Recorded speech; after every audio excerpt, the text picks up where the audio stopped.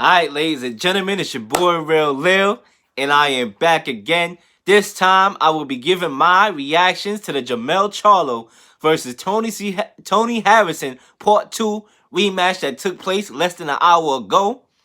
Before I get into anything, my people, my listeners, whatever, I need y'all to do me a big favor and hit that subscribe button right now and hit that bell so you can get all the notifications on when I post daily uploads of my radio shows and my sports lives like this one. So definitely hit the like button as well and share it with a boxing fan that know a boxing fan that want to know a boxing fan. Do you get it by now? Ladies and gentlemen, what a fight. What a fight. And I'm a boxing guy. So anytime I get a entertaining fight, especially when it's free on local TV and I don't got to pay money, I'm happy, right? We saw it last week with Terrence Crawford. That was a pretty decent fight. That was on ESPN. You know, you didn't have to pay no money. It was really good, worth your time. And this one as well, obviously Christmas is coming in a few days. So we got treated to a good fight, a good rematch that was far better than the first fight, right? The first fight wasn't too much going on. Obviously, we know what happened in that first fight. Jermell Charlo got robbed. And the brother has, he's been, very emotional leading up to this fight. And I was wondering, will that emotion get to him in this fight? Did Tony Harrison get in his head?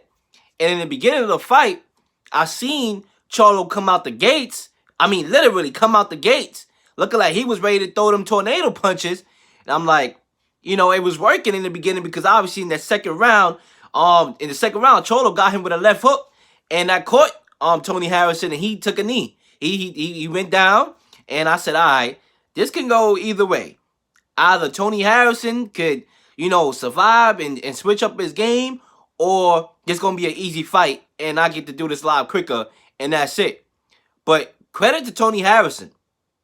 After that second round, Tony Harrison, he played a good game plan. He had a very good game plan. He was winning most of the rounds after that, all right?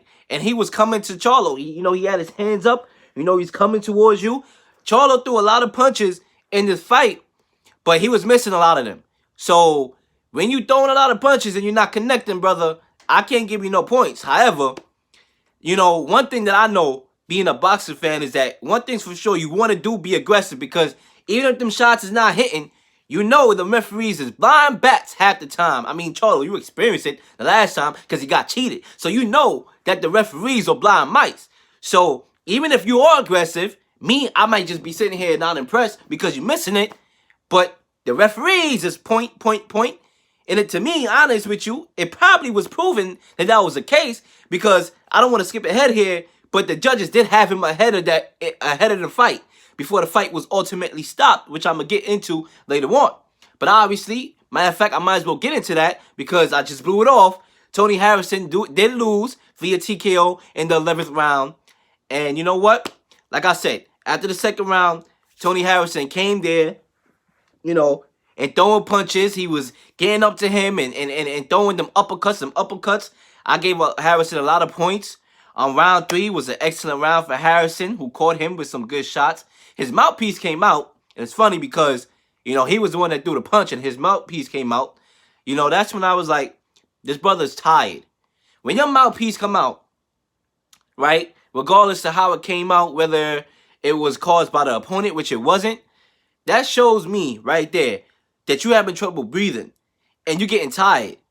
And, and I marked that down. I looked at it differently. A lot of people probably was just like, oh, this was a minor accident, minor mistake. His mouthpiece came out. He didn't even get hit. It didn't come out because of Charlo. It came out because of him. But I look at that and I said, you know what? Mark that down in the Lamb's Book of Life. Watch. Later on in that fight, that's already showing me he's tired, right? And later on in the fight, Charlo, he's probably going to be aggressive. And that's exactly what was the case. I mean, round 5, that was a Harrison round once again, catching him with the uppercuts. Round 6, Harrison round again, controlling the pace of the fight for most of the fight. So after Charlo came out of nowhere, caught him in the second round, Harrison dictated the fight. Defensively, he was good. He had a good defensive game plan. Charlo looked aggressive. He was aggressive, but he wasn't landing shots. So there's a difference. He wasn't landing shots. When we get to round 7, Harrison, he seemed relaxed in round 6 and 7. It was a Harrison round Charlo was starting to throw them wild tornado punches that was not landing at all. And Harris again, then this is when Harrison started messing up. He started showboating. The brother started dancing. I mean, the brother looked like he wanted to do the Macarena in the ring. I mean, the brother was dancing, and I said this to myself: this is when you messing up. This is when you messing up because you should not be dancing at all. You should not be dancing at all. And he started showboating more. He actually showboated before round 7. Round 7, he started doing some next stuff. I mean, he was showboating. I'm like, all right, it's gonna be a time where he might get caught because of that. Round 8, close round, gave the edge to Charlo. So Charlo, when it started getting to round 8, because from 2, which I gave Charlo, I gave Harrison the first round, I gave Charlo the second.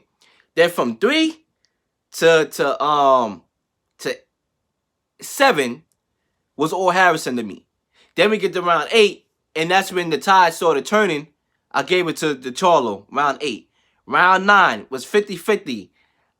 You could have gave it to Harrison, you could have gave it to Charlo, but if you gave it to Charlo, I wouldn't have been mad. Same thing if you gave it to Tony Harrison. But the judges could have gave it to Charlo because Charlo was a little bit more aggressive in that round. Round 10, I gave to Charlo. So Charlo's getting these rounds back. And remember, that knockdown in the second round is a 10-8 round. So I had to fight really, really close. But I still had Harrison up. Right? I still had Harrison up. And then we get to the 11th round. Right? We get to the 11th round. This cat is still showboating again. And the brother gets caught. He gets caught with them tornado punches. And he gets dropped down twice. And it's funny because the way how Tony Harrison is getting dropped is so funny. The brother's literally like the way how he falls is just so funny. Like, I don't know if y'all picked it up, but the brother the brother's like, we on wobbly, oh.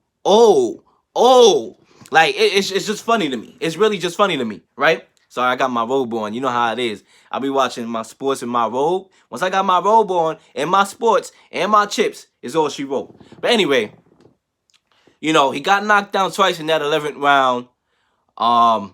Looked like he almost fell out the ring in that knockdown. And he got knocked down the second time. And then he got back up. And Charlo smelled blood, as anybody else would do. If you drop somebody twice, then you know your power is there. And you know you have a chance to close him out. And that's what Jermell Charlo did. Except that I thought when Charlo came and started hitting him and tried to start hitting him with punches, he threw some punches. It was not connecting. And I felt like the referee should not have stopped that fight there because even though, you know, even though Tony Harrison looked a little wobbly, his head may have been moving back and forth a little bit, he still was responsive. So the mental part was there. You think back to the Anthony Joshua and Ruiz fight, part 1. Joshua wasn't mentally there. He mentally quit. Tony Harrison didn't mentally quit yet. And he was still moving them shots that it was not connecting at all. So I thought the referee should have let it continue, me personally. I know some people said, nah, he got knocked down twice right there. It should have stopped it. I think every referee is different. Some referees, wait longer to stop a fight. And some referees, they take precautionary action because they don't want no deaths in the ring and no incidents. So, I'm not going to say it's hypocrisy. It's a crime, But me personally, because it was close to the end of the round, I believe there was like 30-something seconds left. Something around that time span. And he was willing to fight until then. I would have let the fight continue and see if, with that little break in the corner, if it would have been different. But the referee stopped the fight. Charlo, once again, just showing his power. And this was a fight, basically, between a puncher and a guy that's a boxer, right? Jermell Charlo is a puncher, and Tony Harrison was a boxer. So sometimes when you have the boxer and the puncher, the punches start to wear you down, and that's exactly what I thought happened. When that mouthpiece came out, it showed me that Tony Harrison was a little bit tired, even though it didn't show till later on.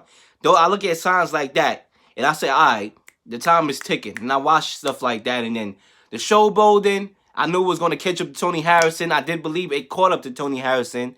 But Tony Harrison, to me, fought a better fight than the first fight. Way better fight in the first fight. And if the fight went to a decision, it could have been really, really, really close because I had Harrison up prior to the knockdown, but Charlo was starting to get those rounds. The last 2 or 3 rounds before the knockdown, Charlo was starting to get at least 2 out the 3.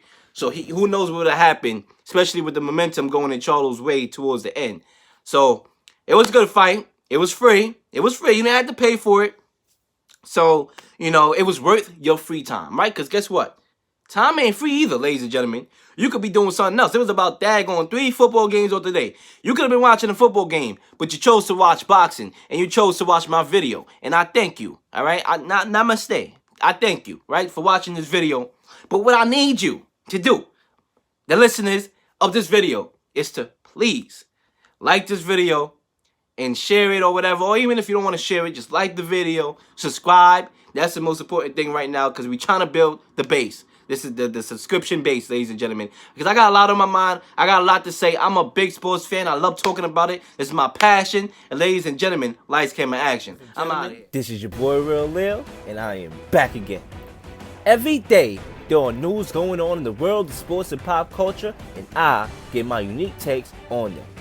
Please subscribe to the channel so you can get all the latest updates on these hottest news and see the full episodes of my radio shows, The Real Lil Show, college and podcast version, In the Huddle, and What's Your Grind Like podcast. Daily updates, breaking news on my Instagram page, weekly blogs. Ladies and gentlemen, hope you enjoy the content.